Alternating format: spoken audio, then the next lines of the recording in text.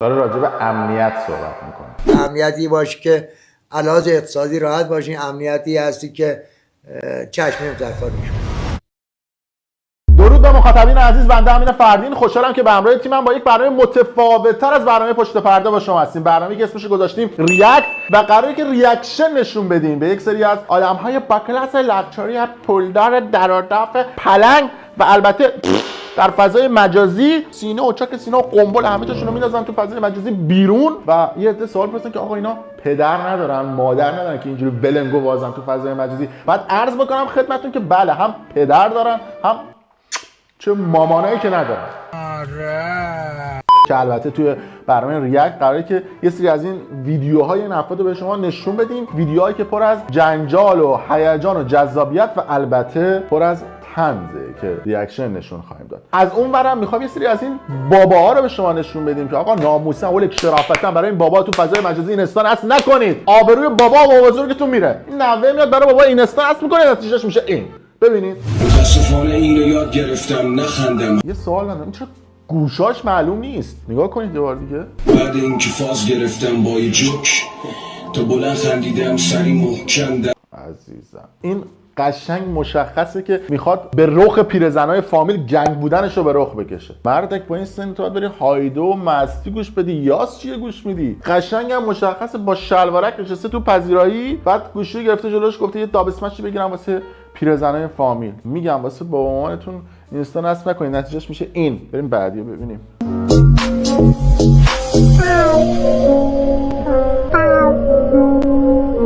توزو انچو چه خجالت بکش از این سیبیلات. میاد چیه؟ جان خودم این باپور و منقلش رو یکی برده اینجوری گرفتتش شبیه گربه نرست. یعنی فکر کنم فقط اینو میتونم بهش بگم. بریم یه بابای دیگر رو ببینیم.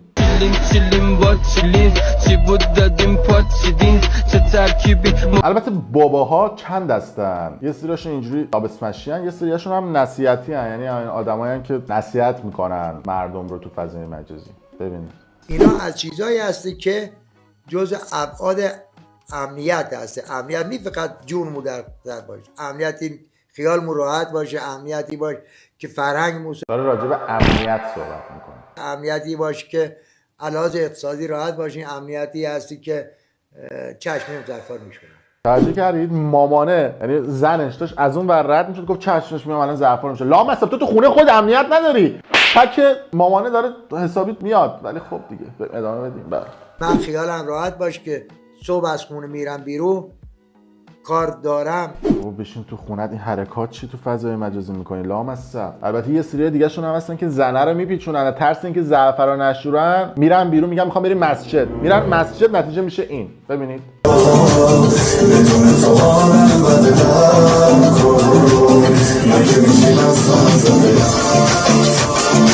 من فقط تنها ریاکشنی که میتونم نشون بدم اینه که همین دیگه، چه کار خاصی نمیتونم. چون اینا واقعا اعتقادات خودشون دارن حفظ میکنن. یعنی همزمان در مسجد به سر میبرن و همزمان اعتقاد دارن، همزمان میخوان شور و شوق حسینی رو به رخ حریفان بکشن. اما یه سری دیگه از این باباها هستن که اینا دیگه اعتقاد به رپ خوندن تو خونه ندارن، کلا میرن بیرون خونه و تو بیرون خونه میخوان استعدادهای خودشون رو شکوفا بکنن. ایشون هم تم سیاوش قمیشی گرفت. ببینید. یه قانونه که اینجا درک شده نیسته، توی خیابون حاکم درک شده نیسته، سخت شده. یعنی قشنگ مشخصه که سیاوش قمیشی و حسین و هیچکس رو ریختن توی یه دونه ظرف میکسشون کردن، ترکیبش شده ایشون. بذار از این قانون یکم بیشتر بگم، هرچند منتقدین من میخوام بیشتر بشن. بله قشنگ مشخصه که سیاوش قمیشی ها ریختن توی هیچکسا. یه بنده خدای دیگه هست شبونه بهش گفتن که برو توی یه دونه روستا گوسفند زیاده، یه دونه گوسفند بذار روش کولت بردار بیار. ببین چی برداشته آورده.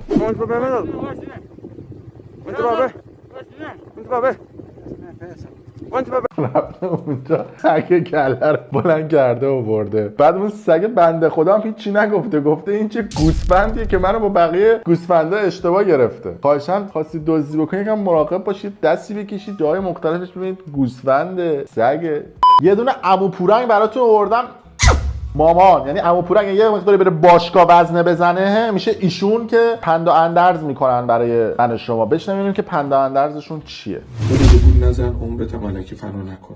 ها اونی که تا 2 شب چکت میکنه نباشی من میمیرم و فنا میشم و خودمو میکشم، عاشق نیست. عاشق با کاراش ثابت میکنه. عاشق میدونه تا لاک ناخون عشقش هزینه داره. اینجا بعد اون شیشکی مخصوصه رو بکشم. گوزو، یعنی تو فکر میکنی ما این چیزا رو نمیدونیم؟ یه سری از این افراد مد شده تو فضای مجازی، جملات بعد تو اینترنت کپی میکنن، بعد همونا رو میان به خورد من شما میدن.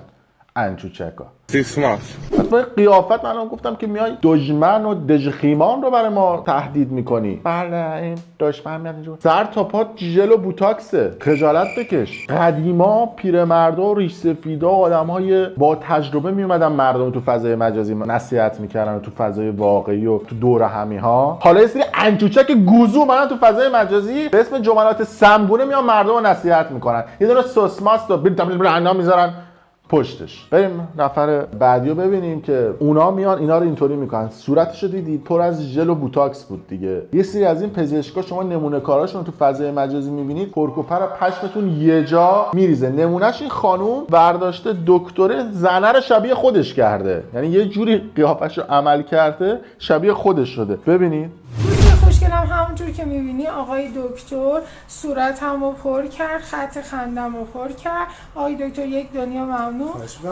مرسی. در ضمن من ژل پاش داشتم ولی آقای دکتر بسیار مهارت داشتم و تونستن که صورتمو پر کنم.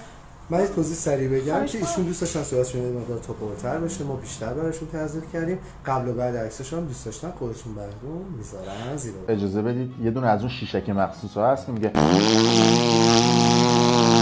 گوزو با فرقون برداشتی توی صورت ژل تزریق کردی، بعد میگی که یه مقداری می‌خواستی صورتش پرتر بشه، بعد ناموسا شرافتن ولک شما که اینا رو تبلیغ میکنید بدتر. البته تنها دکتری هستش که کار خودش رو گردن گرفته، بقیه دکترها گردن نمیگیرن. اینه که بدی، یعنی جفبا رفته تو صورت یارو. بعد واقعا کسی که دارید این ویدیو میرید دنبال این پزشکا، میرید مثلا پیش اینا، نخیر به معنای واقعی کلمه ریده تو صورت یارو. بهتر از این نمیتونم واژه پیدا کنم. این خوبه. نفر بعدی بالتر. این آقا رو ببینید چیکارش کرده بنده خدا رو. یه پلک بالا و لیفت چشم ابرو و سرگونه به این مجموعه مراجعه کردن. آقا رو بعد از عمل ببینید که به چه صورت در اومده و نظر ایشون رو در رابطه با عملی که داشتن بدونیم که به چه صورت بوده. بس دیگه. خیلی راضیم، دستم درد نکنه. حس میکنم خیلی عوض شد، خیلی باز شده صورتم، چشم. بله، یعنی رفته دکتر گفته خانم دکتر چی کار میتونی بکنی برینی تو صورت من؟ دکترم گفته من کاری از دستم برنمیاد، فقط میتونم برات این کارو انجام بدم. آخه چه قیافه عجیب و غریبیه برای خودت درست کردی. گودزیلا رو تبدیل کرده به اژدها، بعد میگه قیافم خیلی بازتر شد. خانومه هم که دیدید دیگه، صدا شبیه این دختره هستش توی این ایستگاه مترو. ایستگاه بعد فلان جا صدقیه مثلا اینجوری صحبت میکنه. ببین واقعا من بعضی از این مردا رو نمیفهمم، یعنی داره جای خانوم‌ها و آقایون عوض میشه توی فضای مجازی. بریم یه کلیپ دیگه ببینیم. خیلی باحاله اینه.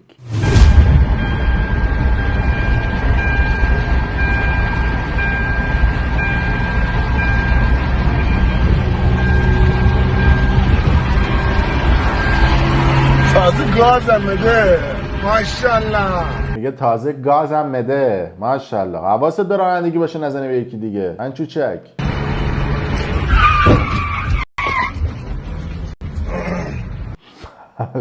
یه بار دیگه تیکه آخرش ببینید. وقتی تصادف میکنه یه صدایی هم خودش نشون میده. من میخوام بگم عادی سازی هیچ اتفاقی نمیفته. دیدید بعضیا میرن تو دستشویی اینطوری زور میزنن، قشنگ فکر کنم همون لحظه رید. ببینید یه تیکه آخر رو.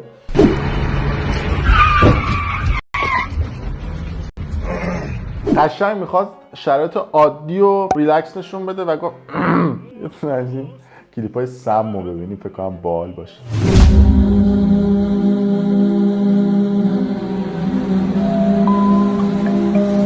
آهویی که به کفدار چش داشته باشه لیاقت نره یا شیر بالا سرش باشه.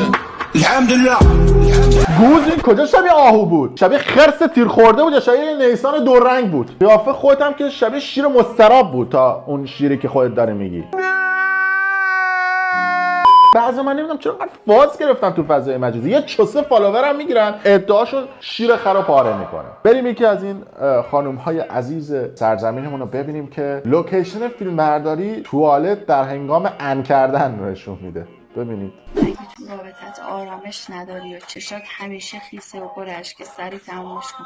تو واسه آرامش آدم میخوای نه پیاس. این فاصله بین پلک و ابرو رو ببینید. لامصب قشنگ 2 تا اتوبان تهران قزوین رو میتونن توش بسازن. بعد ابروش چرا شبیه خط ترمز پیکان لامصب اینقدر ابرو. بعد بلند شده قربون دست سیفون رو بکش، قشنگ مشخص یوبس بوده اینطوری نشسته 2-3 ساعتی گفته چی بگم، گفته یه دونه جمله سم بگم تو فضای مجازی به درد طرفداران میخوره. بریم یکی دیگه از این افرادی ببینیم تو فضای مجازی که شخص هیجانی تبلیغ کردن معروفه. یعنی از اونایی که مثلا زنگ بهش میزنن میگن تبلیغ میخواد، میگه هیجانی میخواد یا نرمال میگه هیجانی. بعد با این سبک تبلیغاتش هیجانی براتون تبلیغ میکنه. قشنگ رفته بود یه عطاری هیجانی تبلیغ بکنه، رید تو عطاریه. ببینید اومدیم کجا؟ عطاری شپا. من دیدم یه کرونایی اینجا شپا گرفت، همینجا، همین تو همین عطاری شپا گرفت. عطاری نامبه همه چینو دارن، اصلا آدم حال میکنه توی عطاری میاد. قیافه اون صاحب عطاریه رو ببینید، گوه خوردن خاصی تو قیافه‌ش، میگه عجب گوهی خوردم به این تبلیغ دادم. شما با این تبلیغاتی که بهشون دادید مشتری قدیمی تام پروندی، یعنی قشنگ به گوه کشید اون فضای عطاریه. بعد اینجا که برمیگرده سمت صاحب عطاری قشنگ میگرخه، همونجا فکر کنم خیس میس کرده. نگاه کنید. علی عشق میکنم تو عطاری دیا. آخیش بیاید ازشون خرید کنین، کارشون حرف نداره. موردویی 100 بار به این دوست عزیزمون گفتم که آقا موتوری جنس نگیر، پارک محلت هم عوض نکن. نتیجهش میشه این، هم رید تو عطاری طرف، همون صاحب تبلیغه رید تو خودش، هم کلا مخاطبایی که اینو دیدن ریدن تو. چه فرضشون، چه سبک تبلیغاتی که بریم ببینیم که از این ساقیایی که همسایه اینا هستش چی میگه. من تولید کننده هستم دغدغه جنس مواد ببخشید میگم مواد مخدر عضو میخوام قاطی کردم. یعنی قشنگ مشخصه که داداشمون آشپزخونه دار بودا، بعد الان هم داداش ریدی دیگه، هر کاری بکنی میتونی جمعش بکنی. دغدغه مواد اولیه اینو برای آشپزخونه. ایشون فکر کنم ساقی نفر قبلی بوده. حالا بریم یکی از این آدمایی که جملات سم میگن و سمگونه میگن رو ببینیم. لباسش هم توجه بکنید باله. قدیم من یادمه که اونایی که پیکان داشتن و پراید و اینا تو خوزستان آفتاب برای اینکه رو ماشیناشون نخوره دقیقاً جنس پیراهن ایشون رو مینداختن رو ماشینشون، دقیقاً انگار مثل روکش ماشین میمونه. ببینید. آهای بی وجود، چرا ازم دل کندی خیلی زود؟ به خاطرت انقدر گل کشیدم که مغزم گلبارانه. هر وقتی یادت میکنم قلبم بمبارانه. حالا میری دماغ عمل میکنی، میری چالگونه میذاری. تموم این شهر باهات خاطره دارن. حالا شده یه خانم چادری. آخر جمله شو دیدی؟ جمله سنگین میگه اینطور افق خیره میشه. سلطان قافیه ها و بیت های نامنظم با ان اضافه. هر کی رسیده تو فضای مجازی گوشی گرفته دستش داره جملات سنگین و این صحبت ها به مردم میگه. بابا جمع کن بیسمتون، حتی حرکات چی تو فضای مجازی میکنی؟ قشنگ مشخصه که ساقی یه سری از شما یکی بوده. نمونش این چند نفر ببینید لبه دیوار، ببینید چه وحشی بازیایی در میارن.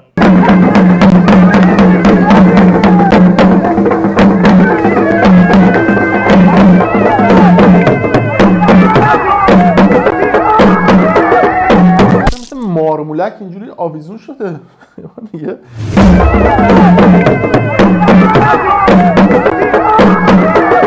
یعنی قشنگ مشخص ترکیب اتانول و متانول بوده، این از توش در اومده. بعد من اول فکر میکردم که طنزه، بعد نه واقعا خیلی جدی دارن این کارا رو میکنن و یه سری رسم و رسومات نمیدونم سمت بندر عباس و بوش.